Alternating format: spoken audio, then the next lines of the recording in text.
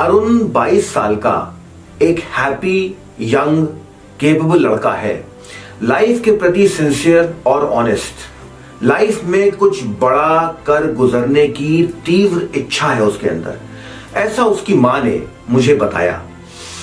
पर इधर कुछ महीनों से उसकी मां अरुण को लेके बहुत परेशान थी, चिंतित थी, क्योंकि अरुण अब पहले जैसा नहीं था। इधर कुछ महीनों से अरुण बहुत ही लो फील कर रहा था, बहुत ही सैड फील कर रहा था। उसके अंदर वो उत्साह और आत्मविश्वास नहीं था जिसको उसकी मां देखने की आदी थी, और इस वजह से उसकी मां मेरे पास अरुण को लेके आई। अरुण से करीब आधे घंटे के सेशन के बाद मैं इस बात से कन्विंस हो गया कि अरुण को डिप्रेशन हो गया है।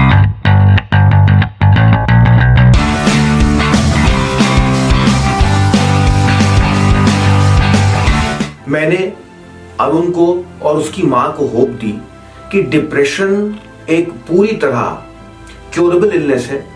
इसका सही समय से सही इलाज अगर हो जाए तो व्यक्ति डिप्रेशन से बाहर आ जाता है और अपना नॉर्मल जीवन जीता है। मेरी बात सुन के अरुण और उसकी मां काफी हैप्पी थे, काफी होपफुल हो गए थे, और तब मैंने अरुण का इलाज स्टार्ट किया।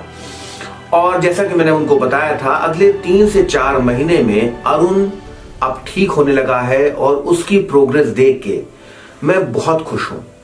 दोस्तों, हम लोग बहुत से पेशेंट्स देखते हैं, लेकिन कुछ पेशेंट्स से हम लोगों का जुड़ाव हो जाता है। अरुण उनमें से एक है। उसका रीजन यह है कि अरुण एक बहुत ही क्रिएटिव बंदा है, और वो एक छोटी छोटी इंस्पायरिंग पोएम्स लिखता है। मैं उसकी पोएम्स का बहुत ही बड़ा फैन हूं, क्योंकि वो बहुत ही इंस्पायरिंग होती हैं, शॉर्ट होती हैं और बिल्कुल हिट करती हैं।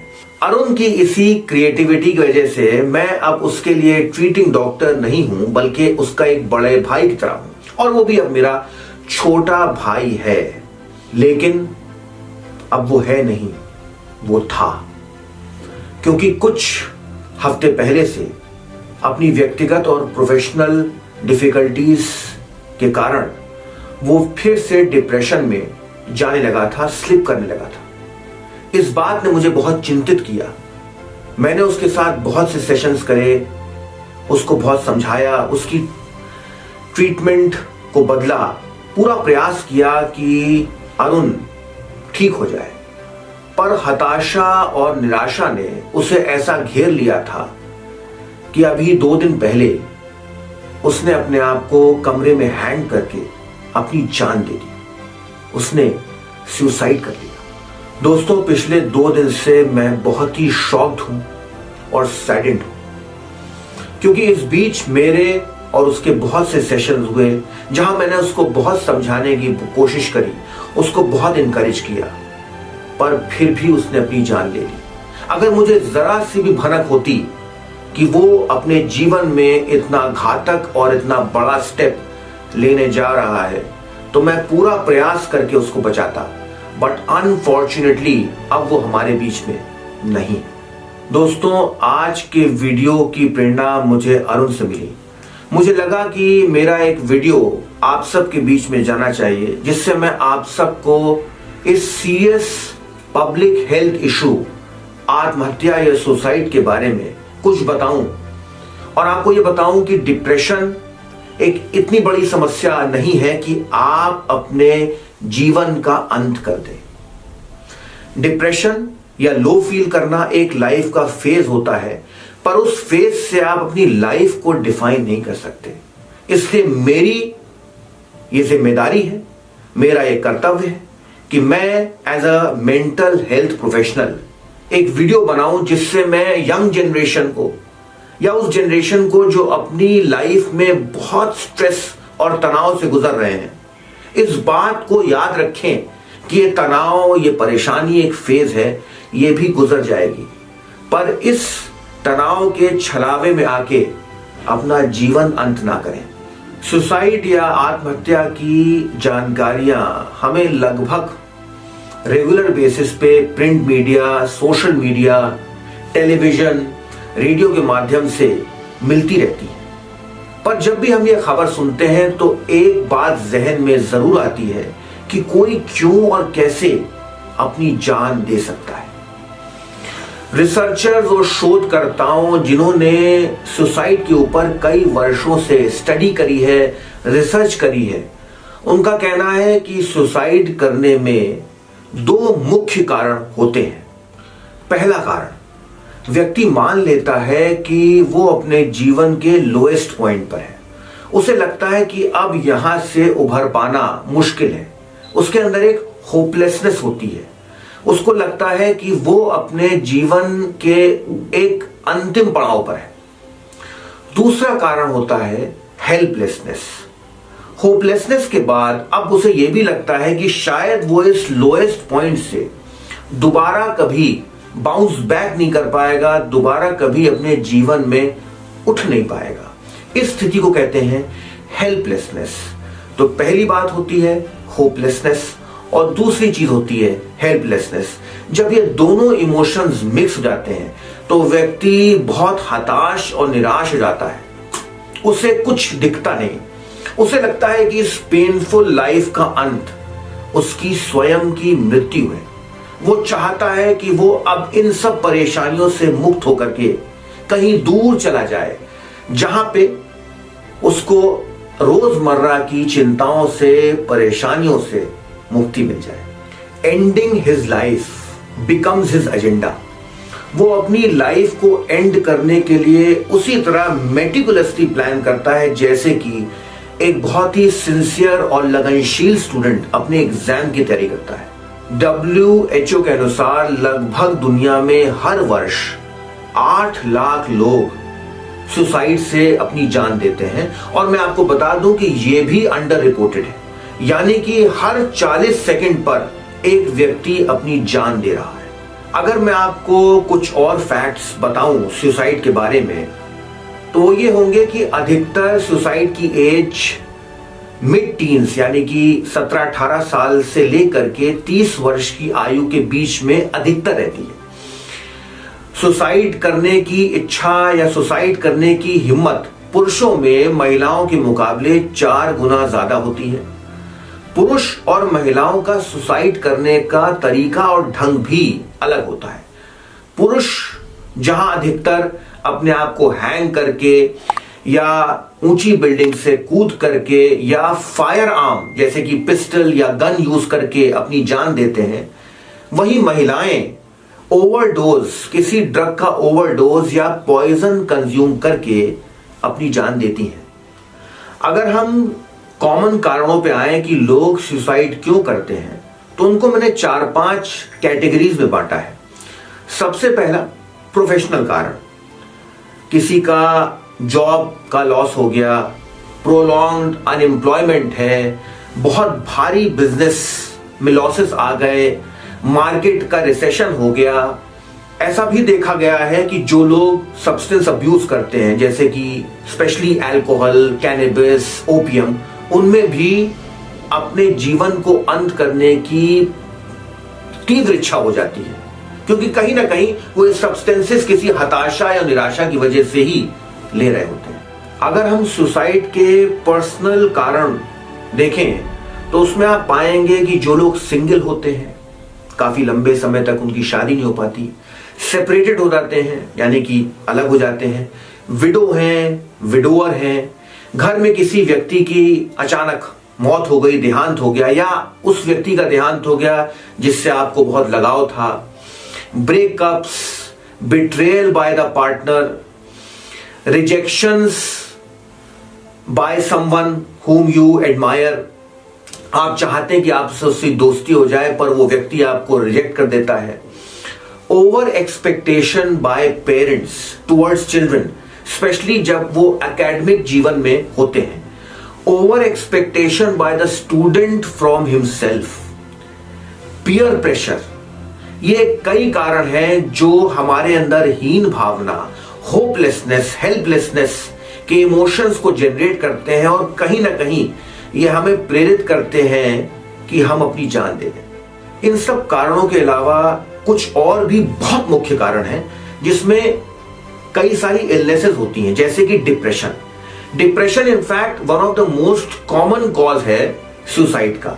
इसके अलावा और भी मेंटल इलनेसेस होती हैं जैसे कि schizophrenia, prolonged OCD, severe anxiety, इसके अलावा HIV, किसी प्रकार की प्रोलॉन्ग पैरालिसिस, ये कहीं ना कहीं मन में बहुत हताशा और निराशा क्रिएट करती है। इसके अलावा और भी कुछ ऐसे कारण हैं जिस पे मैं रोशनी डालना चाहूंगा। अभी हाल में कुछ महीने पहले लॉकडाउन के दौरान सुशांत का देहांत हुआ या सुसाइड हुआ, ये तो अभी भी खैर एक कंट्रोवर्सी है, लेकिन जो एक पॉपुलर नैरेटिव आया वो यही था कि उसने अपना जीवन अंत किया, उसने सुसाइड किया। पर मैं आपको बता दूं कि जब भी इस प्रकार की पब्लिक फिगर या पॉपुलर फिगर सुसाइड करती है तो आम जनता में एक मैसेज जाता है कि भाई एक व्यक्ति जो इतना पॉपुलर है, इतना समृद्ध है, अपनी लाइफ में एक अच्छे मुकाम पर है, वो भी अपने जीवन से हताश है, निराश है, और उसने भी यही स्टेप लिया अपनी उस हताशा से और निराशा से बचने का।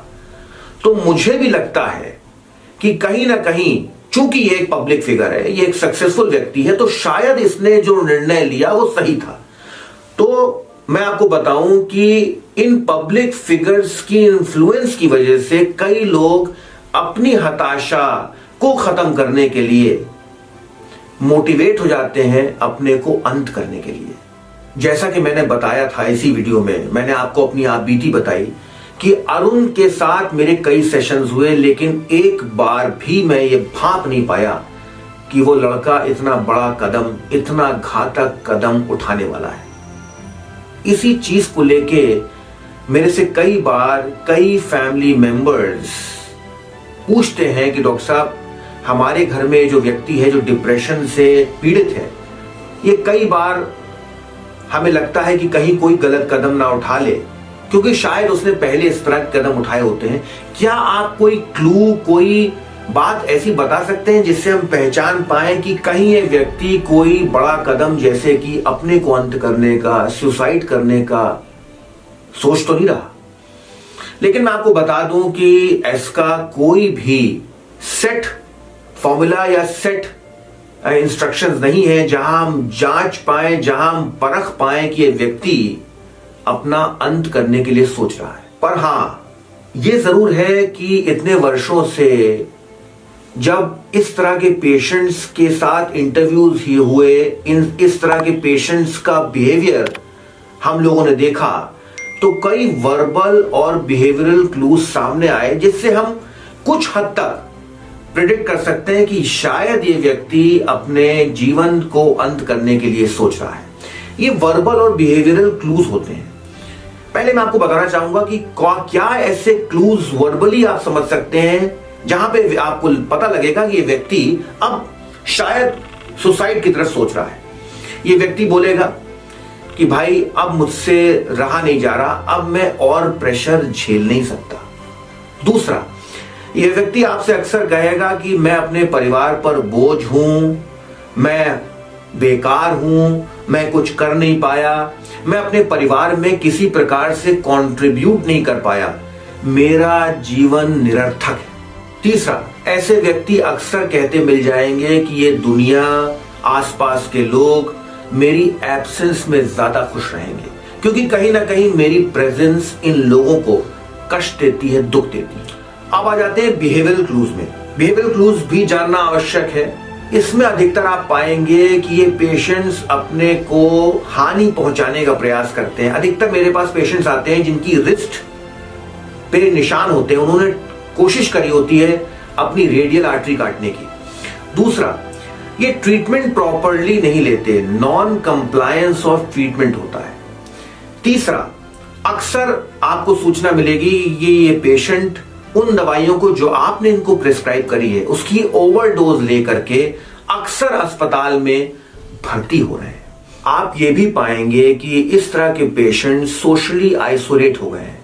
ये गत कुछ हफ्तों से, कुछ महीनों से अलग थलग पड़ गए हैं, अपने मित्रों से अलग हो गए हैं और सोशल मीडिया पे, फेसबुक पे, व्हाट्सएप पे, इंस्टाग्राम पे बहुत ही इनएक्टिव हो गए हैं।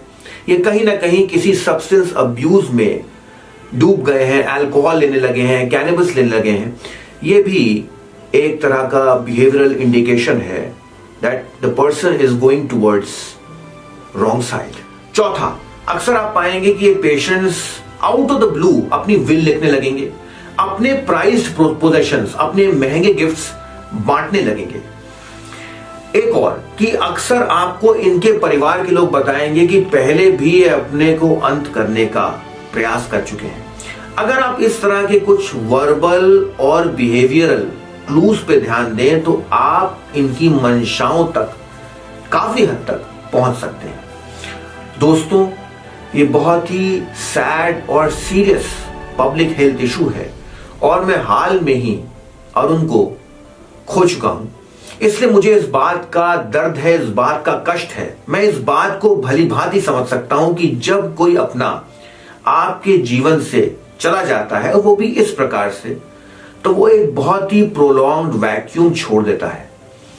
आपको लग रहा है कि शायद आप एक कदम उठा करके अपने डिप्रेशन का, अपने पेन का अंत कर लेंगे, लेकिन आप ये भूल रहे हैं कि अगर आपने ऐसा किया तो ये डिप्रेशन, ये पेन आप अपने किसी वेल विशर को, अपने फैमिली मेंबर को ट्रांसफर करके चले जाएंगे।